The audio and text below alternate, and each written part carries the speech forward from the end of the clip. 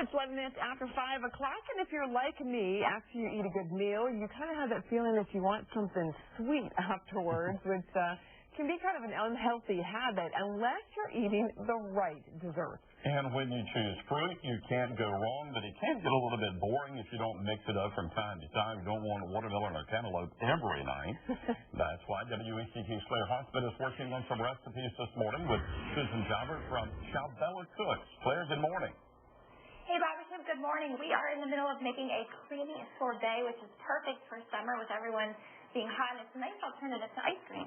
It's a wonderful alternative, and I love it because I'm constantly watching my weight, because when you're 5 feet tall, you can't just eat anything. That's true. Okay, so I know right now in the blender we have 2.5 cups of blackberries.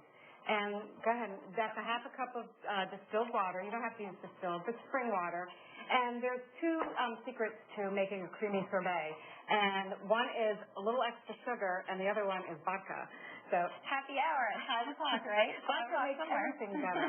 So we just put in about a tablespoon. I'll just eyeball it in there. Okay.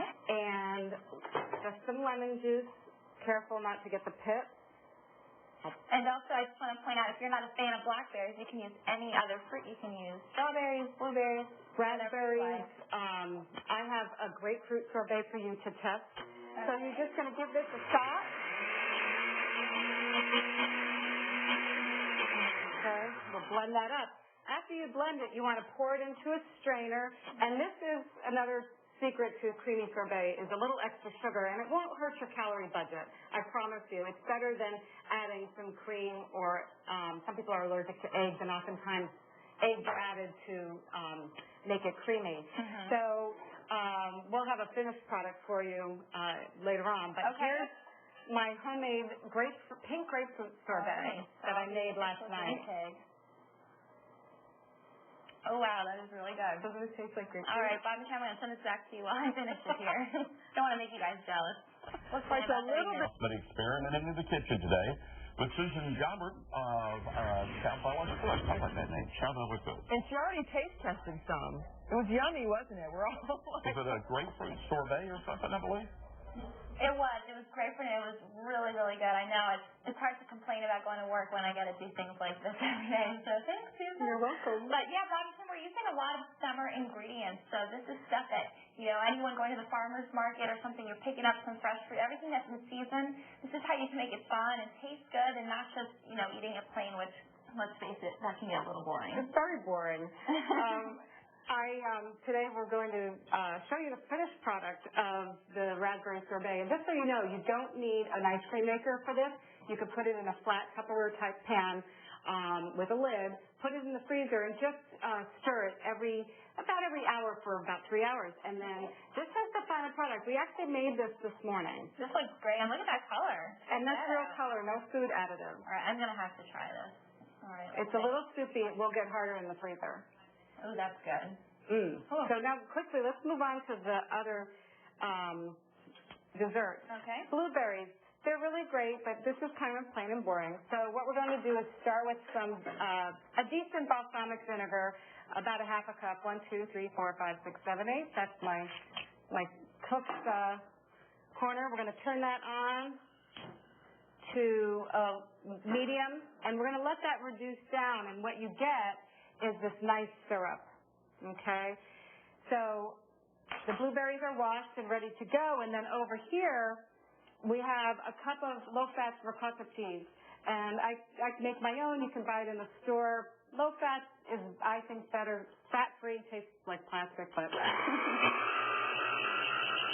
give that a few pulses. Come over here, and we're going to top it onto the blueberries. And Kim, you're going to taste that with a drizzle of the balsamic. And just for a little zest and garnish,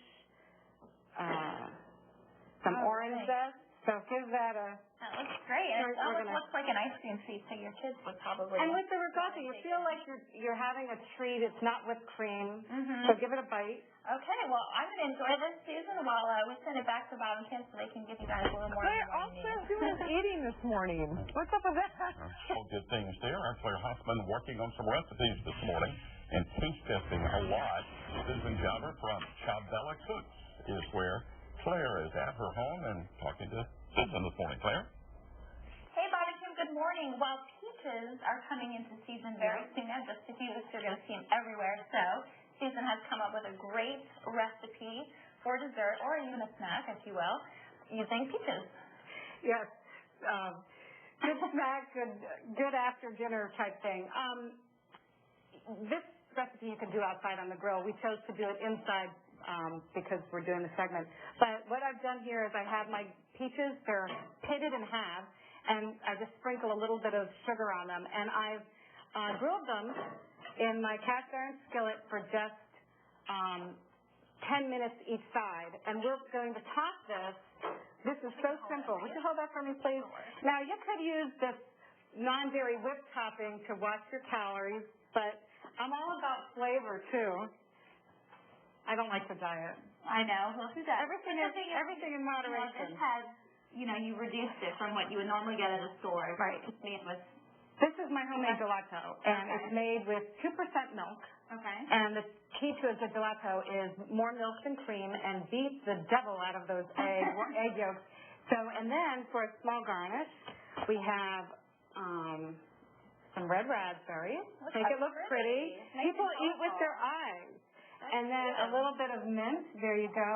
And so then you can do that. The next thing we have, you can't eat that yet. Oh, okay. All right.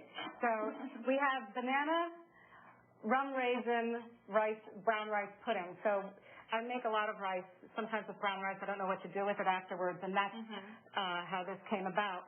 And since I just got back from vacation where I won a bottle of rum, I thought I'd incorporate the rum. So we're going to take some of the raisins I've soaked in rum and add it to a mashed banana.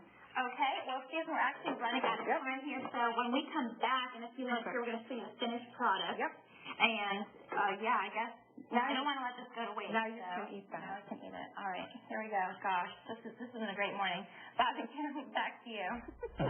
Hope you didn't get paint off that rum there for the next live shot. That's right.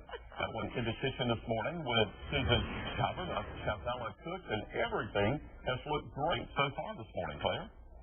Bob, not only do they look great, but they taste great, and you can trust me on that one. I've been trying a little bit of everything. This next dessert, Bob and Kim, is actually kind of like a classic dessert, a rice pudding, but we're going to make it a little bit healthy by using brown rice, which has more fiber. And, well, Susan, I'll let you explain the rest. Well, in this pot, I've cooked down brown rice with half a cup of brown rice already cooked with a half a cup of skim milk. And we're going to add it to one mashed banana. Okay. And some raisins that I've soaked in rum. You can omit the rum and the raisins if you like. We're going to put in a dash of cinnamon and a little bit of vanilla, a half a teaspoon. So for all you cooks out there, you just use the cap. And we mix that up. And then we'll add the brown rice milk mixture to this. It's really simple. If you don't know what to do with your leftover brown rice, and you can use white rice with this, but again, I know I find it hard to get extra fiber and grains in my diet. So then we just add it to a nice dessert cup. Presentation is everything, and we're keeping the calories low. So what we're going to do is add our non-fat, non-dairy, non-anything whipped topping, and it's really light in calories. And I like to garnish things, so put a little mint leaf on that. And these, by the way, came from Susan's garden. Yeah, I have. It's all grown outside. It's really neat. Yeah, if you can get yourself a container and just throw some herbs in them, they love to be compact. So I want you to taste this, Claire. Okay. Oh, here, you get some extra. Oh, wow. There you go. Today is my lucky day. Tell me what you think of that. I taste the rum. That's good. Do you like it? It's very creamy, and I like the brown rice touch in there. Yeah, obviously for children, you're not going to use the rum. You could use the rum extract if you like. That is non-alcoholic. Or you could just put the raisins in or skip the raisins completely and put in a little bit of orange zest. Orange zest would be really nice on that. Sounds good. Well, it tastes delicious. And if you missed any of the earlier segments, we're going to have all the recipes on our website later today, so you can always go back there and find something fun to make for yourself this summer. Bonnie, come back to you. Yeah, it looks really fun and easy. Looking forward to those recipes. Thanks a lot, Susan and Claire.